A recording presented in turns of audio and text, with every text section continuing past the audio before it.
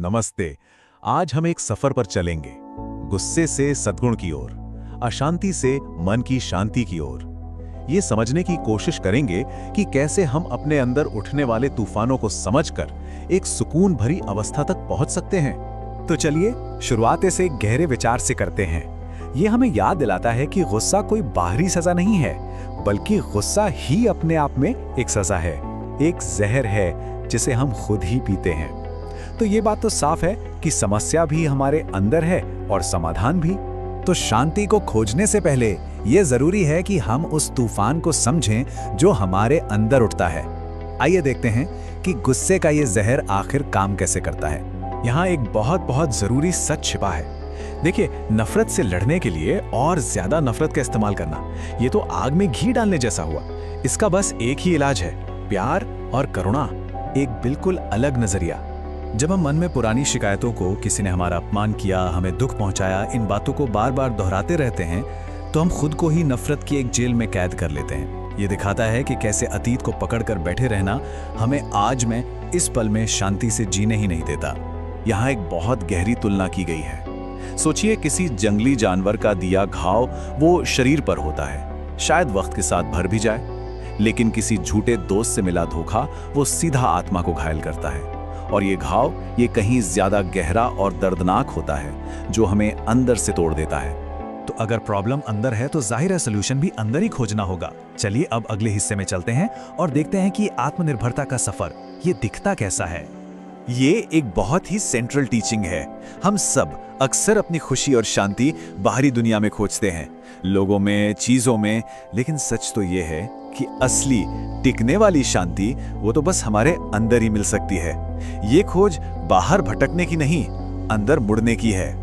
ये जो विचार है ना, व्यक्तिगत जिम्मेदारी का, ये बहुत दिलचस्प है। कोई दूसरा हमें बचाने नहीं आएगा, कोई नहीं बचा सकता। हमें अपना रास्ता खुद ही बनाना होगा और उस पे चलना भी खुद ही होगा।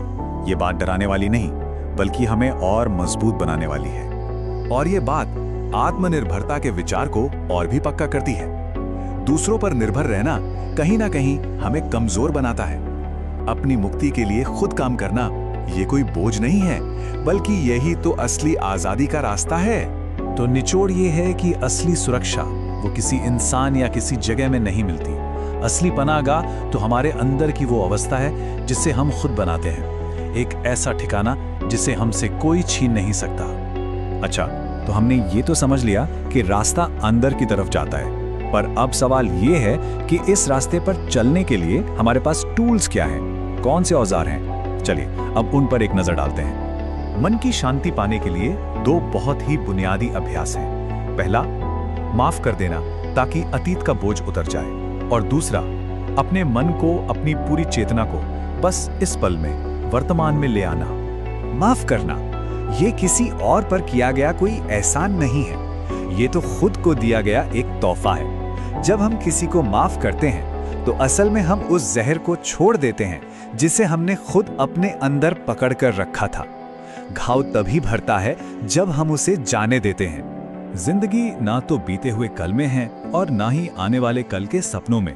जिंदगी तो बस इसी पल में है, अभी यहाँ। जब हम अपना पूरा ध्यान इस पल पर ले आते हैं तो भविष्य की चिंता और अतीत का अफसोस ये सब अपने आप गायब हो जाते हैं, और तब हमें शांति महसूस होती है।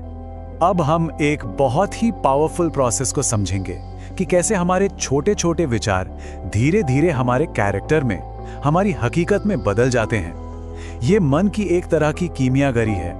ये इस पूरी प्रक्रिया का आधार है, इसकी नींव हमारा मन ही सब कुछ है। हम जो कुछ भी लगातार सोचते हैं, आखिरकार हम वही बन जाते हैं। हमारे विचार ही हमारे जीवन को गर्म। ये प्रोसेस शुरू कैसे होता है? एक अंदरूनी विचार, वो पहली बार बाहर आता है हमारे शब्दों के जरिए, क्योंकि हम जो सोचते हैं अक्सर वही तो बोलते हैं। और ये बहुत स्वाभाविक है। हमारे शब्द ही हमारे कर्मों को जन्म देते हैं। हम जो कहते हैं अक्सर हम वैसा ही करने लगते हैं। बात एक्शन में बदल जाती है। और जब हम एक ही काम को बार बार दोहराते हैं तो वो हमारी आदत बन जाता है, एक ऑटोमेटिक पैटर्न जिसे हम बिना ज्यादा सोचे समझे ही करने लगते हैं। और आखिर में हमारी यही आदतें मिलकर हमारे चरित्र को, हमारे कैरेक्टर को बनाती हैं। इससे पता चलता है कि एक छोटा सा विचार भी अंत में ये तय कर सकता है कि हम कौन हैं। इसीलिए अपने विचारों को लेकर जागरूक रहना इतना जरूरी है।